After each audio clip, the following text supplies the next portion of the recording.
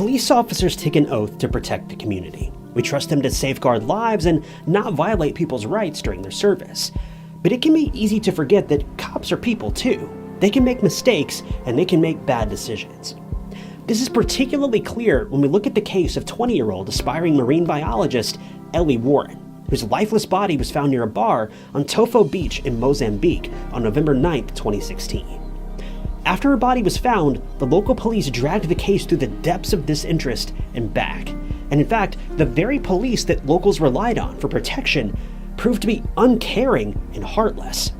These so-called detectives classified Elly's case as accidental, even though there was a sickening amount of evidence to prove otherwise. They made Elly's grieving father travel across the globe for answers and inflicted the Warren family with insurmountable grief. And all they wanted to do was just find justice for their daughter. The case of Elly Warren is infuriating on so many levels, not only because she lost her life at the hands of a violent criminal, but because the Mozambique police couldn't care less.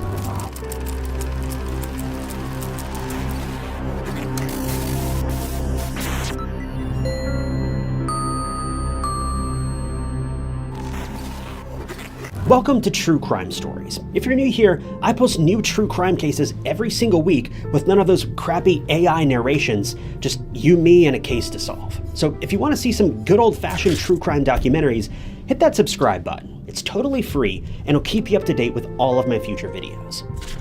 Elly Warren was born in 1996 in Melbourne, Australia. Elly's family consists of her parents, Nicole and Paul, and a younger sister, Christy. Growing up, Elly was a vibrant and fun-loving girl, and she loved her family to bits, but her home life wasn't exactly perfect. When Elly was still young, her parents got divorced, but this sad and life-altering moment didn't stop Elly from being the loving and lively person that she was. Even though her parents were no longer together, Elly shared a close bond with both of them, but she was particularly close with her dad.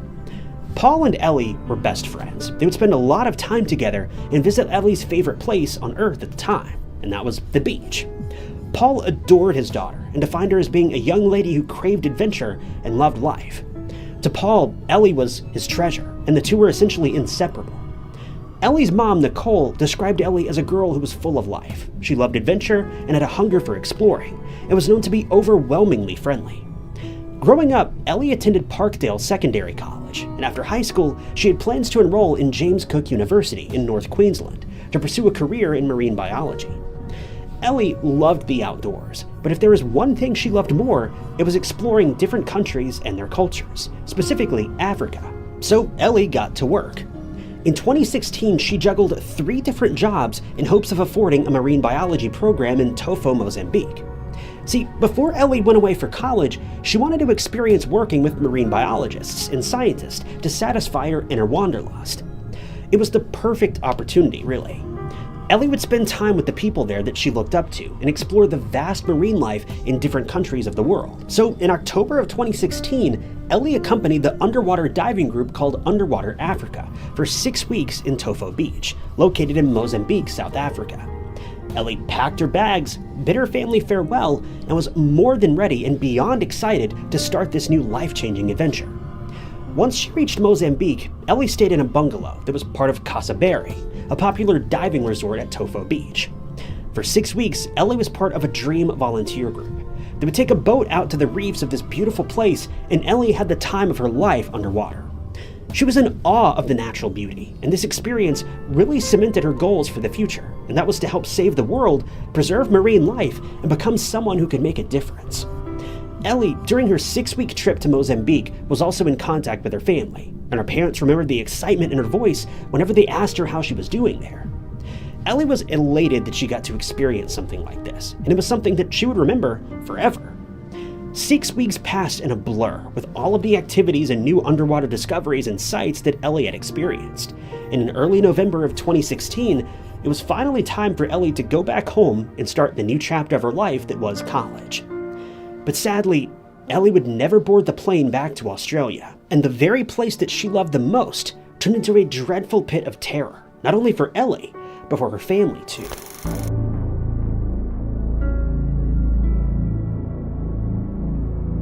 November 8th, 2016 was supposed to be Elly's last day in Mozambique. Now, there are mixed reports as to what happened next. Some reports say that Elly checked into camp and met up with her friends, and it was suggested that Elly also left some of her belongings there. But one report by the manager of the hostel where Elly was living stated that she never checked in that day. Regardless, later that night, Elly and her group went out to celebrate the end of their 6-week program, and they spent a majority of the evening at a local bar called Victor's Bar near the beach. According to Elly's friends, she did have a couple of drinks, but she was coherent, alert, and didn't seem drunk at all. The next day, Elly was supposed to catch a flight back to Australia to see her parents, and she was very excited to see her family again. Elly's parents missed her too, as 6 weeks was the longest they'd ever been apart. But Elly never boarded the plane. In fact, after Tuesday, Elly failed to reach out to her family, which immediately panicked Nicole and Paul. They tried calling Elly and everyone she knew, but they didn't hear anything promising. After some time, though, Elly's parents got a call, but it wasn't from Elly. It was Elly's younger sister, Christy, and she had devastating news for them. Christy was hysterical on the phone and was repeatedly heard screaming, "Elly was murdered." Elly's parents were struck with unimaginable horror. Learning that their daughter's life had been taken was horrible enough, but the awful act being done on another continent was heart-dropping. Elly's parents were crushed with grief, and they had a mountain of questions. Who did this to Elly? Why would anyone want to hurt Elly? What happened to her? Paul and Nicole's lives were turned upside down. Even so, Paul and Nicole were hopeful that the Mozambique authorities would get to the bottom of their daughter's tragic passing, and they thought that Elly's case was in good hands. But Paul and Nicole trusted the wrong people, and as time passed, they realized that Mozambique investigators, well, they weren't interested in the slightest in solving Elly's case. This began a never-ending cycle of turmoil for the Warren family, as the very people who were supposed to keep Mozambique safe from crime were the ones letting Elly's killer walk free. Now, here's the thing.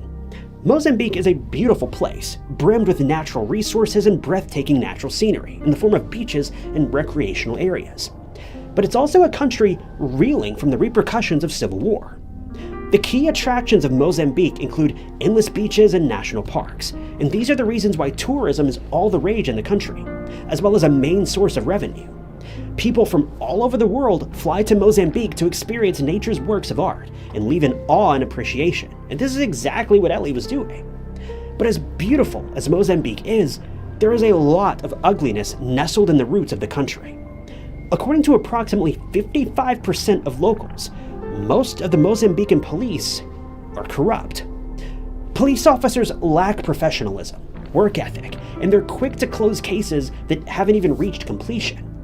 Rather than properly solving a case, they just come up with some backward solution, claim it as the truth, and then close the case so that they can move on to the next one.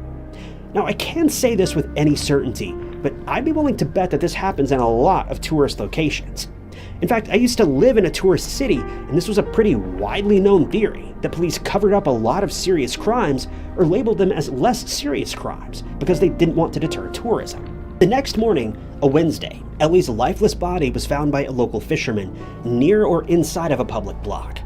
See, this is where the Mozambican detectives are so inconsistent with the details, but this is just one of the many frustrating things that have surfaced in Elly's case. Initially, in Yemen police spokesperson Detective Juma Dauto ruled Elly's death as accidental, and even stressed that there was not a single mark, bruise, or cut on her body. The investigation was carried out at a snail's pace, which was very frustrating for the Warren family for obvious reasons. The first formal police report took almost 6 months to surface, and the details were appalling. According to it, Elly had passed away from a drug overdose. Now, what was really bizarre was the fact that there were no drugs in her system at the time of her passing, so this was highly suspicious. Meanwhile, Elly's parents tried to contact the Australian police, and they hoped that both investigative teams could work together to solve Elly's case. But Mozambique flat out refused. They said the investigation was theirs alone to handle. This was both shocking and infuriating. Elly's mom, Nicole, even launched a petition on change.org, asking the Australian Prime Minister, Scott Morrison, to help solve Elly's case and bring her justice. Within 2 weeks, the petition had over 36,000 signatures. As of recently, the petition is almost at 65,000, nearing its goal of 75,000 signatures. On the other hand, Mozambican detectives were of no help. See, after the initial police report, another one was released 4 days later, and this time it stated that Elly's passing was a homicide. But this is where things get even more confusing. Elly's cause of death was listed as mechanical asphyxiation, and the introduction of sandy contents into her lungs and mouth. Moreover, the sand found in Elly's body was loose beach sand, whereas the place where Elly's body was discovered was surrounded by dense, hard, and packed red dirt. So this leads to the assumption that Elly was attacked on the beach and that her body was moved. But why? And who did this? Well, that was exactly what Elly's parents wanted to find out.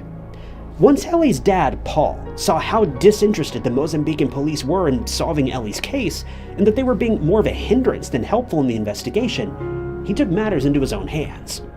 1 long year after Elly's tragic passing, Paul made the move to South Africa to find answers for himself. He had one goal alone, and that was to figure out who had done such a horrific thing to his poor and innocent daughter. Paul's actions are truly commendable, and Elly is so lucky to have a relentless and loving father like Paul, because even though he's now lost his daughter and his best friend, Paul is committed to catching the wrongdoer and bringing justice and peace to Elly. Paul didn't let his attention waver, and he was laser focused on finding clues about his daughter's terrible passing. And it didn't take him long. Surprisingly, he discovered more things about Elly's murder in a day than the detectives could in a year. It leads you to believe that the Mozambique authorities were either disinterested in solving Elly's case, or they wanted to protect their country's reputation because tourists disappearing and being found lifeless and humiliated in the streets of Mozambique doesn't necessarily scream safe. But the fact that Paul was able to uncover so much information in such a short amount of time, it led to one big question. Were the police truly uninterested, or was there a chance they may have been actively covering something up?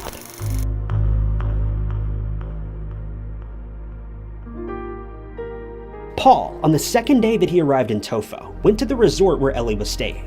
What was so sad and heartbreaking was that he sat at the same table Elly was photographed at on her last day in Tofo, and he was unable to control his emotions and broke down crying while feeling connected to Elly in an almost spiritual way. It's something no father should ever have to go through. He even went around and put up notices asking for information, and within hours, lots of locals came forward, and Paul quickly found a very pivotal piece of information, but it was horrific to hear. See, a fisherman had forwarded a photo of Elly to Paul, and what he saw was truly a nightmare. It was a photo of Elly, but sadly, she wasn't alive in the photo. Rather, she lay lifeless and disrobed with injuries to her face, neck, and limbs, implying that she fought for her life till the very end.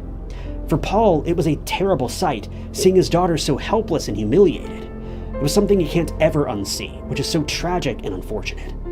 The fact that Paul was forced to see something like this, he can't help but commend the fisherman for speaking up and being so forthcoming with information, but images like this aren't meant to be seen by family members, and it's so heartbreaking to know that Paul had to witness this firsthand, rather than investigators stepping in. But after seeing this photo, Paul realized something.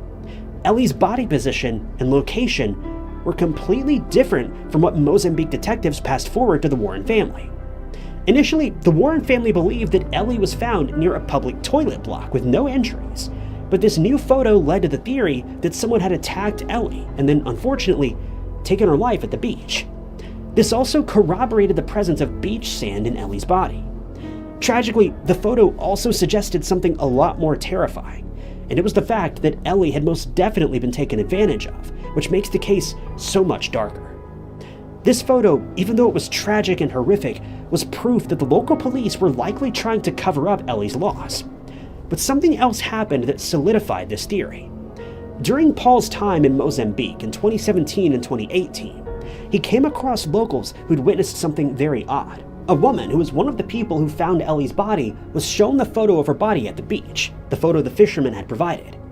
The witness vividly remembered Elly being placed in a very peculiar position near the aforementioned toilet block. So, in this woman's eyes, how had Elly ended up on a beach in this photo? This proved that Elly's body was most definitely moved from the beach, and it was placed near the toilet block. Interestingly, when her body was found near the toilet block, she was in a Muslim prayer position, with her backside jutted up and her face down, with her arms sprawled out in front of her head. The witness also went on to say that when she saw Elly by the toilet block, police officers had already arrived. This led to the theory that it was none other than the police officers who changed the location of Elly's body so that it looked like an accident and not a homicide. The detectives wanted to make the scene look like an intoxicated Elly had tripped over a toilet block and passed away, or had been in the midst of prayer when she OD'd, or something of the sort. If this is true, then the local police officers must have obstructed the evidence, the actual crime scene, as well as Elly's body, which is unbelievable. But the burning question remained. Why? Why would the detectives do such a thing? And why would police officers cover up a crime scene? Were the police involved in Elly's passing, or were they doing the dirty work for someone far more sinister?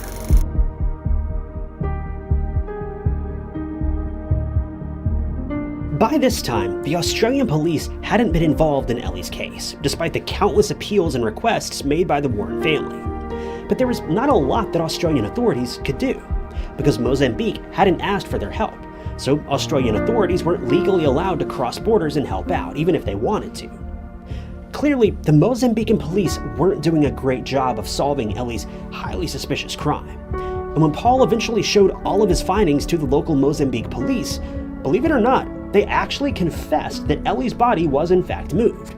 So why weren't they moving the case forward and finding the person who drove Elly to her fateful end?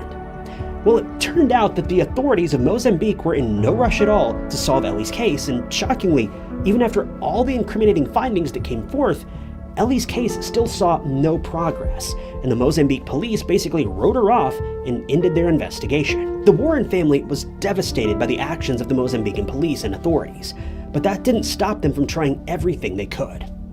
Elly's case received a lot of public attention, and it appeared on 60 Minutes Australia and multiple local news stations.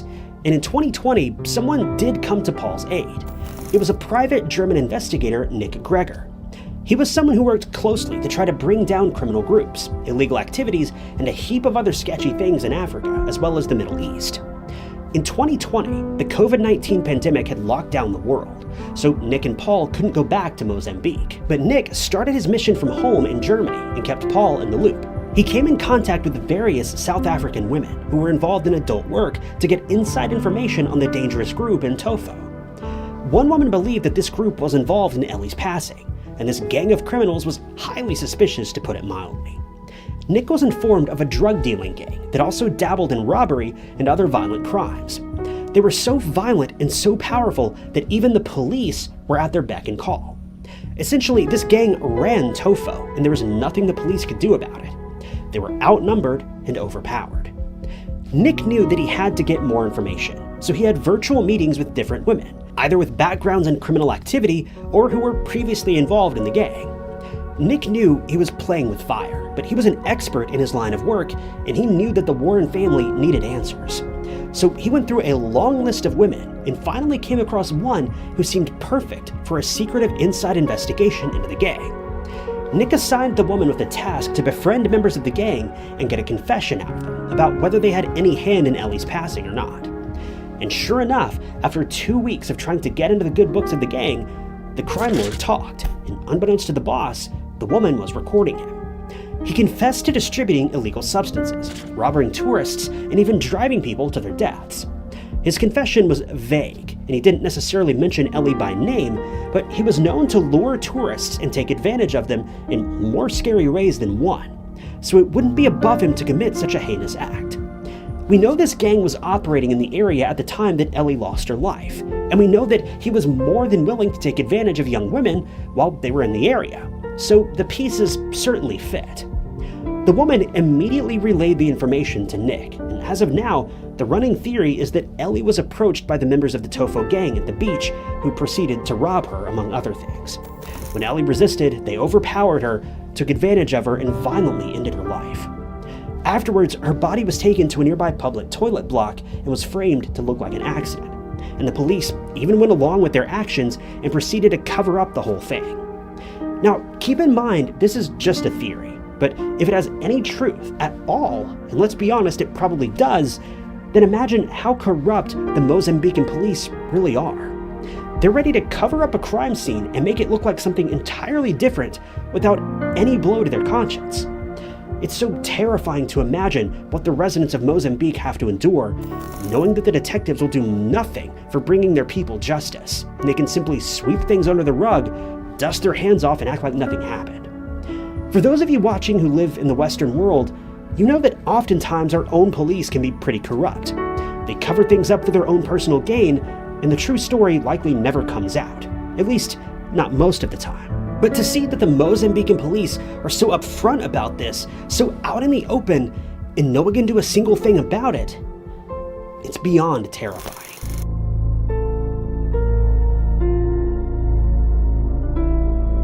Once Paul got all of the information from Nick, he made a beeline for the Australian embassy in South Africa and demanded that they do something. The facts were clear as day, and even though Mozambique would never invite Australian police for a formal investigation, the Australian police could wiggle their way into African territory if there was political pressure, and that's exactly what happened. In February of 2021, 5 years after constant back and forth, the Warren family finally received some good news for the first time in a very long time. Paul received a call from the Australian Federal Police, and he was told that they were officially ordered to investigate Elly's death in Mozambique. With the Australian Federal Police involved in Elly's case after years had passed, the Warren family could finally see their daughter's case reaching its end. But it's still far from over. The inquest is still ongoing, and even though a lot of time has passed, Paul is still hopeful that he and his grieving family will get answers. Paul went through a lot of pain and suffering during his quest for answers. Paul, alongside fighting for justice for Elly, is also adamant about bringing changes to the law, especially those concerning cross-country and cross-continent deaths. He's vocal in bringing changes to international laws and the quickening pace of investigations of people passing away in other countries and other continents of the world. If the Australian police had intervened sooner, this painful torment could have subsided for the Warren family. The Mozambican detectives botched Elly's case from the get-go, and it seems like they did so on purpose. We don't know if it was out of fear of the gang or to protect their own country's reputation, but what we do know is that regardless of the reason, the authorities were unprofessional, unethical, and immoral. The Mozambique police are at fault through and through. There's no denying that. The actions of the Mozambican detectives led to devastating consequences for the Warren family, who are trying to salvage whatever closure they can from this mess of an investigation. Elly's case, even after 8 long and grueling years, is still open. Even though there's a strong suspicion of the Tofo criminal gang being involved in Elly's passing, real and legitimate answers can only be given by the investigators of the AFP, who are now involved in Elly's case. I feel very confident that in due time, Elly's case will be solved. And this is another one of those incredible, unfortunate cases where we basically know exactly what happened, but we just have to prove it so that justice can be served. And proving it is often the most difficult task. After all was said and done, Elly's ashes were scattered on the water at a local beach in Melbourne, which was Elly's favorite place to visit with her dad. Everyone who loved Elly showed up at her memorial to say their final goodbyes to a fighter, a nature lover, and a free-spirited young woman whose life was snatched from her so brutally. In Mozambique, Paul also set up a monument of sorts so that people don't forget Elly and what tragedy fell on her.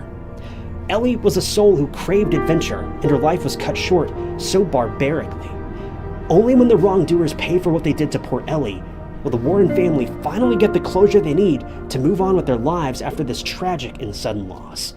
And I, for one, can't wait to see that day.